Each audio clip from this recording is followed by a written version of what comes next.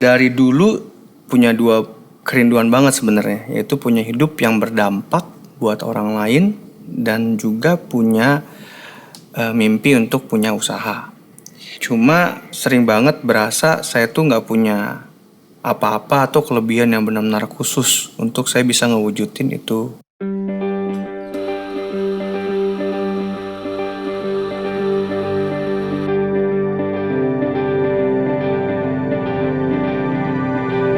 Seiring berjalannya waktu, saya senang untuk ngeluangin waktu even buat dengerin orang curhat. Ya mungkin ada orang teman-teman yang lagi bete atau kesusahan, ya kadang yang mereka need my advice atau apapun, ya saya sangat senang banget untuk ngelakuin itu. Kadang ekstrimnya ya mau jam berapapun, kalau saya bisa saya mau untuk ketemu sama mereka. Dari sini akhirnya banyak orang yang sering bilang kalau saya itu people person.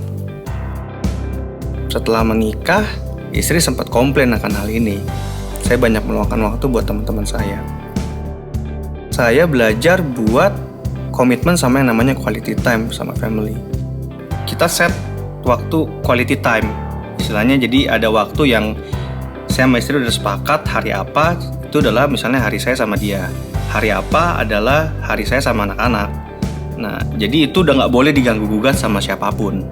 Karena saya juga bergaul sama orang-orang yang baik juga, ya istri saya melihat dampak yang positif, ya ini terselesaikan. Tapi ada pertanyaan lain yang kadang saya juga gak bisa jawab. Saat orang lain ada yang bertanya ke saya, orang-orang terdekat terutama, memang apa sih yang kamu dapat dari kamu menginvestkan waktu untuk mereka? Jujur saat itu saya gak bisa kasih jawaban apa-apa. Saya cuma bilang ya we'll see lah, ini cuman saya terbeban aja di hati saya. Yang saya nggak sangka adalah saat saya ngebangun hidup teman-teman saya tadi gitu, Tuhan ngebangun mimpi buat saya gitu loh. Ya, dari teman yang istilahnya yang deket banget sama kita, saya dapat tempat coffee shop dari kliennya. Terus dari teman yang istilahnya juga saya bangun relationnya saat awal buka coffee shop, ya ternyata saya dapat seorang partner bisnis. Yang saya kaget ternyata orang-orang yang lebih banyak juga saya luangin waktu, meskipun cuman hal-hal kecil tadi, mereka sangat mensupport saya. Coffee shop saya dibuka di daerah yang agak macet, jauh dari tempat tinggal teman-teman saya itu. Tapi ternyata mereka datang semua untuk mensupport saat saya membuka. Kalau ditanya, pernah kepikiran nggak pada saat saya dulu ngobrol bareng, bantuin dia cari tujuan hidup atau apa, yang nggak pernah kepikiran bahwa impact-nya ternyata dia jadi berkat buat saya. Jadi saat saya jadi berkat buat dia, ternyata Tuhan lagi pengen pakai dia buat jadi berkat buat saya.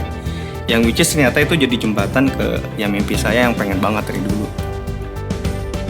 Terkadang untuk kita punya impact dalam hidup seseorang, kita berpikir buah hal yang ribet. Bahkan kita pun mungkin kadang-kadang mulai berhitung-hitung dengan apa yang sudah kita korbankan. Tapi yang saya belajar ternyata untuk membangun itu ya cukup dengan perbuatan simpel yang mungkin kita mulai dari hanya meluangkan waktu untuk mendengarkan orang lain.